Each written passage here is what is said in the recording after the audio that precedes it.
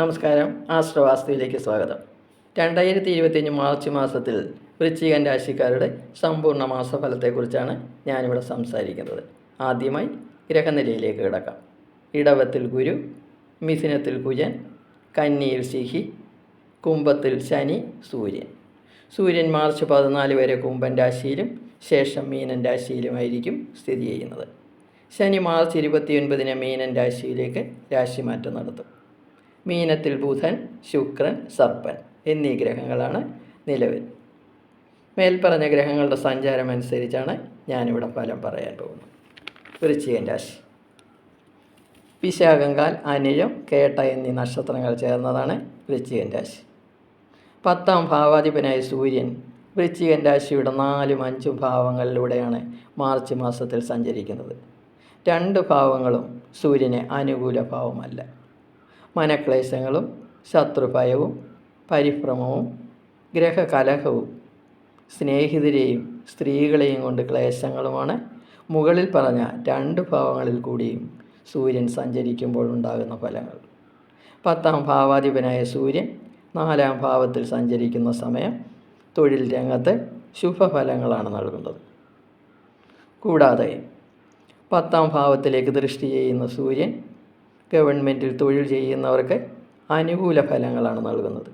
ശമ്പള വർധനവും പ്രമോഷനുകളും ലഭിക്കുന്ന സമയമാണ്.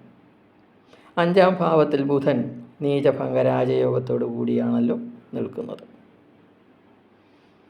അതുപോലെ തന്നെ ശുക്രൻ്റെ ഉച്ചസ്ഥിതി. കൂടാതെ 5ാം ഭാവാധിപനായ ഗുരുവും 7ാം ഭാവാധിപനായ ശുക്രനും തമ്മിൽ പരിവർത്തന യോഗവും ചെയ്യുന്നു.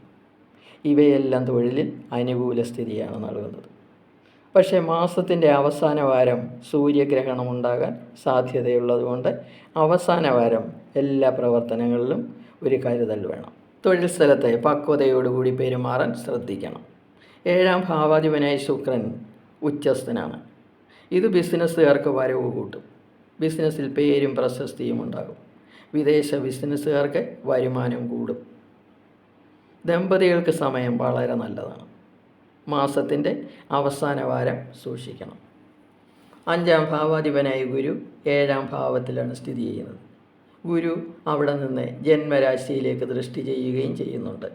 വിദ്യാർത്ഥികൾക്ക് ബുദ്ധി വികസിക്കുന്ന സമയമാണ്. പഠനത്തിൽ വൻ വിജയങ്ങളുണ്ടാകും. ഉന്നത പഠനത്തിനുള്ള സമയമാണ്. പ്രണയിക്കുന്നവർക്ക് സമയം മെച്ചമാണ്. ശുക്രനും രാഹുവും യോഗം ചെയ്ത് നിൽക്കുന്നതുകൊണ്ട് പ്രണയം മോശമായ രീതിയിലേക്ക് പോകാതിരിക്കാൻ ശ്രമിക്കണം. ചതിയുണ്ടാകാൻ സാധ്യതയുണ്ട്. 8ലെ ചൊവ്വ അപമാനമുണ്ടാക്കാൻ ഇടയുണ്ട്. ധനനഷ്ടവും സ്ഥാനഭ്രംശവും ഉണ്ടാകാം. രോഗവും ശരീരത്തിൽ മുറിവുകളും ഉണ്ടാകാം. വാഹനം സൂക്ഷിച്ച് ഓടിക്കുക. 11ലെ കേതു ധനവരവിനെ കാണിക്കുന്നു. 4ലെ ശനി കണ്ടകശനിയുടെ സമയമാണ് നൽകുന്നത്. 4ലെ ശനി സാമ്പത്തിക ക്ലേശങ്ങളെയും ധനനഷ്ടത്തെയും ബന്ധുവിയോഗത്തെയും ശത്രുവൃത്തിയെയും സൂചിപ്പിക്കുന്നു. പക്ഷേ മാർച്ച് 29 വൃശ്ചികൻ രാശിക്കാരുടെ കഷ്ടകാലം മാറുകയാണ്. ശനി 5ാം ഭാവത്തിലേക്ക് രാശി മാറുന്നു. കണ്ടകശനിയിൽ നിന്നും മുക്തരാകുന്നു. 5ാം ഭാവത്തിൽ സ്ഥിതി ചെയ്യുന്ന ശുക്രൻ പുത്രസുഖവും കുടുംബസൗഖ്യവും തൊഴിലിൽ ഉയർച്ചയും ധനധാന്യ സമൃദ്ധിയുമാണ് നൽകുന്നത്. 5ലെ ബുധൻ രാജയോഗത്തോടു കൂടി നിൽക്കുന്നതുകൊണ്ട് നല്ല ഫലങ്ങളാണ് നൽകുന്നത്. 5ലെ സർപ്പൻ ധനനഷ്ടത്തെയാണ് കാണിക്കുന്നത്. അങ്ങനെ ശനിയും ചൊവ്വയും സർപ്പനുമാണ് പ്രതികൂല ഫലങ്ങൾ നൽകുന്നത്.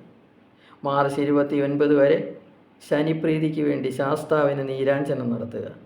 ചൊവ്വയെ പ്രീതിപ്പെടുത്താൻ ചൊവ്വാഴ്ച തോറും ദേവീക്ഷേത്രത്തിൽ നാരങ്ങ വിളക്ക് കത്തിക്കുക.